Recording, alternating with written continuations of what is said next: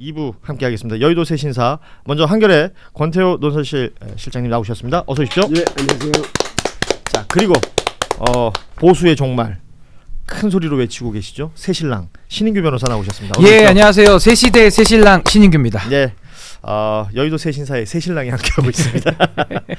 자, 지금 선거운동이 이제 시작이 돼가지고 선거운동 관련된 이야기를 주로 다룰 수밖에 없을 것 같은데, 뭐 앞서 전반적인 뭐 현안들이나 혹은 뭐 이렇게 벌어지고 있는 일들에 대해서는 짧게 언급을 했습니다.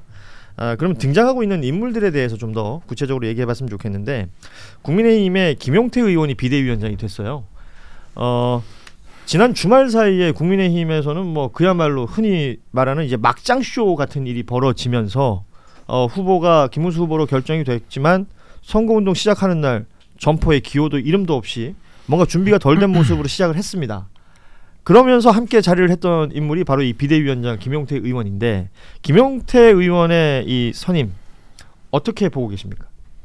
뭐 늘 자주 있는 일이죠. 자주 있는 일이라는 건 어떤 의미예요? 이게 일종의 이제 얼굴 마담, 좀 속된 말로 더 속된 말로 하면 바지 사장. 뭐 역할 분담이 될 수도 있고요, 방패막이가 될 수도 있고 물타기가 될 수도 있고요. 그리고 심하게 말하면 21일 짜리가 됩니다. 내가 이제 젊은 분한테 너무 이제 심하게 말해서 죄송합니다만은, 선거에 만약에 글로 쓰신 거 보니까 더 심하네요. 아니요. 내가 다 봤는데. 선거에 참패를 하면 누군가 책임을 져야 됩니다. 그리고 선거에 참패하면 당 대표는 다 물러나게 돼 있습니다. 예. 그래서 21일짜리 비대위원장이다. 본인도 알고 그 자리를 받은 거라고 생각합니다. 아니, 그럼 알면서도 하는 이유는 뭘까? 앞서도 우리 일부에 잠시 언급을 했었는데 왜 그거는 한덕수 후보한테 한번 물어보세요. 왜 떨어질 걸 알면서도. 그분은 이제 후보가 아닙니다. 전 후보. 예. 왜 알면서도 출마를 했을까? 그러니까 이게 참 인간의 어떻게 보면 욕망의 어리석음이죠. 본인의. 그분은 굉장히 가성비 아니었을까? 10,000원짜리인데. 뭐 그렇긴 한데 뭐 온갖 뭐 비난의 화살을 예. 혼자 다 맞으셨기 때문에. 그래서 저는 김용태 의원도 사실 만 35세의 초선 의원이고 바른 길을 가면은 왜 국민들이 지지를 안 해주겠습니까? 그런 정치를 기다리고 있거든요. 예. 근데 저렇게 당의 주류들에게 거의 길들여져서, 저는 사실 이번에 비대위원장 수락하는 모습을 보면서 저건 뭐 친윤 그룹들과 김용태 의원의 서로의 욕망이 맞아 떨어진 결과물이다라는 생각이 들고, 물론 이제 뭐 청년들을 소모품으로 쓴다 내지는 뭐 책임을 덮어 씌운다 뭐 여러 가지 이제 공작들이 있겠습니다만은 철저히 그건 이제 김용태 의원이 이제 감당해야 될 몫이다라는 생각이 듭니다. 민주당에서 지난 대선 때 박지현 비대위원장을 선임했었잖아요. 오랜만에 듣는 이름이에요. 박지현 시즌 2 국민의힘 버전. 국민의힘은 이제 국짐이라고 좀 멸칭을 많이 쓰는데, 짐을 나눠지기 위한 하나의 인선 아니냐, 그런 생각이 듭니다. 예. 박지원 선대위원장보다 김용태 의원이 뭐 나이도 몇 살 더 많지만 현역 의원이니까 훨씬 더 책임 있는 판단을 할 수 있어야 되고 했었어야 된다고 봅니다. 근데 이제 조금 더 말씀드리면, 이게 김용태 의원의 이게 짧은 정치 이력을 딱 보면 크게 3번의 그 결정 시기가 있었습니다. 첫 번째는 천하용인에서 이제 모두가 개혁신당으로 나갈 때 갈등을 하다가 안 나갔어요. 국민의힘이 남았죠. 국민의힘이 남았죠. 네. 그래 국민의힘이 남으면서 그걸로 이제 얻은 게 뭐냐면 이제 국회의원이 됐습니다. 포천 공천을 받았죠. 포천 공천을 받아서 국회의원이 됐습니다. 5대1로 붙어서. 그렇죠. 어쨌든 경선을 해서 됐고 국회의원이 됐고, 그리고 두 번째는 12월 3일 날 그 18명 중에 1명 비선겸에 들어가서 그걸 했고, 그리고 12월 7일 날에는 또 탄핵 소추할 때는 불참하고, 기권했죠. 12월 14일에는 다시 표결하고, 참석하고. 이걸 보면 굉장히 갈등하고 번민하고 그 모습이 보여요. 그리고 지금 요번에 저기 강제 단일화 과정에서 비대위원 중에서 유일하게 계속해서 반대표를 던졌다는 거 아닙니까? 그러고 나서 이제 마지막으로 이제 했는데, 만약에 비대위원으로서 하려면 이게 아니라 나와서 고발을 해야 되죠. 이렇게 하면 안 됩니다라고 바깥에 나가 공표를 하고 막았어야 되는데, 반대표를 던지는 것만으로 자신의 양심을 지켰다라고 생각할 수는 있는데, 이 정치인은 그 정도로는 안 됩니다. 결과에 대한 책임을 져야 되고, 그리고 비대위원장직을 제안했을 때는 이것은 거절하는 게 맞습니다. 내가 이제 비대위원으로서 내가 막지 못했는데 그 과정에서 이게 우리 당에 이런 큰 손실을 끼쳤는데 내가 비대위원장을 맡을 수는 없다라고 했어야 되는데, 이 비대위원장은 아까 전에 저기 신인규 대표 말한 것처럼 이건 친윤계하고 같이 가겠다는 거거든요. 네네. 예전에 원희룡 권영세도 다 개혁파였고요. 원희룡 권영세는 지금보다 훨씬 더 심한 말 많이 했습니다. 그런데 그분들은 어차피 정치인은 나이가 들고 그래서 점점 보수화가 되고 기득권화가 되는데 지금부터 이렇게 번민하고 갈등하는 모습을 보이면 지금 권영세 비대위원장이 많이 욕하는데 옛날에 미래 모임이고 20년 전에 굉장히 개혁파였습니다. 예.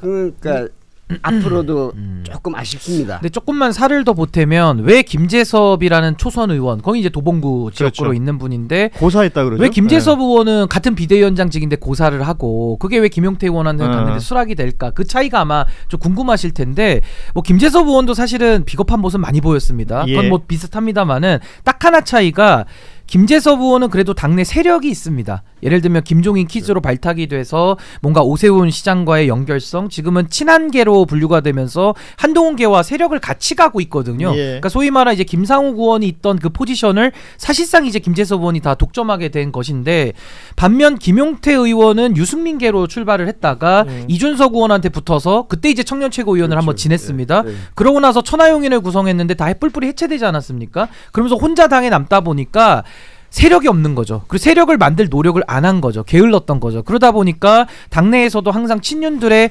액세서리 같은 위치에 늘 있었어요. 뭐 비대위원, 뭐 혁신위원 이런 쪽으로 늘 소모되다가 이번에는 본인도 뭐 호랑이 잡으러 호랑이 굴에 던져 들어간 건지는 잘 모르겠습니다만은 김재섭 의원과의 딱 하나의 차이는 한쪽은 세력이 있고 한쪽은 세력이 없으니까 어쩔 수 없는 타협책 아니었을까 그런 생각도 좀 해봅니다. 그러니까 이제 세력의 유무의 차이, 크고 작음의 차이를 김재섭, 김용태로 구분할 수는 있거든요. 근데 저는 가만 보면은 이 보수 정치에 뿌리 내려 있는 기회와 욕망, 이게 제 신인규 변호사한테 배운 건데 보수 정치인들, 우리나라 수구 보수 정치인들은 기회주의와 욕망이라는 단어로만 표현이 되는데 그게 가장 함축적이거든요.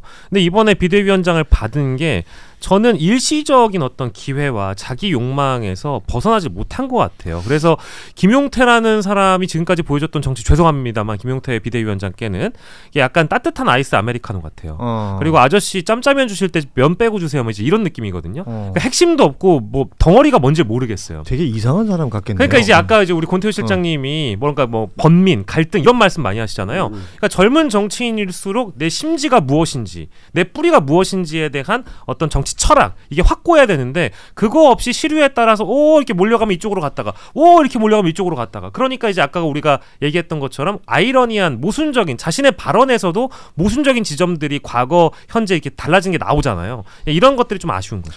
그 생물학적으로 나이가 젊다고 해서 그 청년 정치의 청년에 해당되는가, 이 부분은 뭐 이미 우리 구독하고 계신 분들도 많이들 지적하시는 것 같고, 그런데 정치권에서 청년을 어떻게 소모해 왔는가도 뭐 이제는 다 알고 있는 내용인 것 같아요. 그래서 90년생이라는 걸 강조하는 그 국민의힘의 그 선임 이유를 밝히는 것도 그렇고, 그걸 또 그 헤드라인처럼 쓰고 있는 언론들의 모습도 저는 약간 이 유권자들을 너무 좀 낮게 보고 있는 거 아닌가. 근데 이제 김용태 김용태 그 비대위원장 우리 여기서 굉장히 많이 비판하고 있지만 사실은 이렇게 비판하는 건 그나마 약간의 기대감이 있고, 그러나 김용태 위원장이 그래도 이분은 양심이 있는 분이다. 국민의힘 의원들 중에서 정말 몇 안 되는, 아니 아까 세게 때리시더니 약간 그러니까 이제 사실은 이게 우리가 이제 권성동 이런 분하고 비교할 수가 없는 분이에요. 사실 김용태. 근데 우리가 이제 권성동 뭐 원내대표는 별로 비판 안 하잖아요 이제. 근데 이분은 그래도 앞으로 많은 이제 정치 여정을 해야 되고 하는 분인데, 지금 35살인데 지금부터 이렇게 계속 작은 이익에서 이렇게 갈등하고 고민하고 번민하고 이런 모습을 보이면 앞으로는 좀 힘들지 않을까. 그리고 또 뭐 호랑이 굴에 들어가서 뭐 들어간다 그렇게 해서 성공한 사람 YS밖에 없습니다. YS 세력이 있었죠. 그러니까 세력이 있어서 하는 거고, 그래서 그런 점에서 아쉽고, 심하게 말하면 이렇게 이제 진짜 노무현 같은 그런 식의 결단을 하지 않는다면 앞으로 김용태 의원의 미래는 포천 가평에서 국회의원은 계속 할 수 있을 겁니다. 그러니까 더 이상은 못 할 겁니다. 만약 이런 식의 정치 행보를 계속한다면. 근데 저는 그 나이에 대해서 우리가 싸울 때도 마지막 가서 할 말 없으면은 야 너 주민증가 뭐 몇 년생이야 나이로 누르잖아요. 그거 굉장히 해서는 안 되는 한번 짓인데. 눌러볼까요 제가? 네. 나이로는 안 되는데, 근데 반대로 이 역도 성립해요. 그러니까 나이가 젊은 것만이 자랑인 거예요. 그러니까 이제 김용태 비대위원장도 어떤 정치적인 그동안에 쌓아왔던 스택이나 쌓아왔던 서사가 있으면은 어떤 수식어가 붙었겠죠. 근데 그게 없으니까 그냥 자랑할 만한 게 젊은 거 90년대생 이게 자랑으로 비춰지는 게 얼마나 빈곤합니까? 굉장히 초라해 보이거든요. 아니 누구는 나이 안 먹습니까? 아니 그렇게 치면 신생아 시키죠. 제일 젊은 때. 안 그래요? 예, 그리고 예. 연륜으로 따지면은 가장 장수하신 분을 우리가 모시는 게 낫죠. 그러니까 나이라는 건 정말 숫자에 불과한 것이고 그 사람을 상징하는 어떤 아이덴티티 정체성이 될 수는 없는 거거든요. 예. 근데 오죽 자랑할 게 없으면은 90년대생 수식어가 앞에 붙는다는 게 조금은 본인을 좀 돌아봐야 된다라는 생각 듭니다. 그렇다면 수락을 안 하는 게 맞죠. 준비가 안 됐거나 본인이 나서서 뭘 할 힘이 없다라는 자기 판단, 자기 성찰이 있었다면은 자리를 안 받았을 텐데 그게 없는 거죠. 그냥 자리 주니까 바로 받게 된 거 아닌가. 그러니까 인간의 인간성도 굉장히 뭐 중요하다고 볼 수 있죠. 그러니까 이제 우리는 정치인에게 굉장히 뭐 많은 것들을 기대하지는 않잖아요. 사실은 국민을 위해서 어떻게 봉사할 것인지 일을 잘하는 사람들을 바라는 요즘 시대는 그렇습니다. 네. 뭐 싸가지가 좀 없다고 죄송합니다. 싸가지가 좀 없다고 하더라도 네, 네. 일을 잘하고 역량이 되는 정치인을 바라는 분들이 훨씬 더 많아진 건 사실이거든요. 근데 저희가 이제 두 분이나 저를 포함해가지고 이 자리에서 김용태 비대위원장을 많이 이제 타박을 했으니까. 뭐 잠깐만 칭찬하고 지나가자면 이분이 뭐 매너 있고 인성도 좋고 사람이 굉장히 유하고 부드럽고 이제 이런 측면이 분명히 있긴 하거든요. 근데 그렇다고 해가지고 이분의 정치력이 그것까지 등치할 수 있느냐? 그건 아니라는 겁니다. 그렇게 따지면 뭐 지금 앞서 뭐 자랑할 게 나이밖에 없다라는 부분하고 달리, 그러니까 정치인들한테 수식어를 붙이잖아요. 그 수식어가 적절하게 붙어 있느냐 그렇지 않느냐 이런 것들도 평가의 기준이 다 되는 거고. 뭐 그렇게 따지면 미스 가락시장은 어떡하자는 얘기입니까? 그러니까 이런 것들이 모두 유권자들의 판단의 영역에 들어있다라는 얘기를 할 수 있을 것 같고.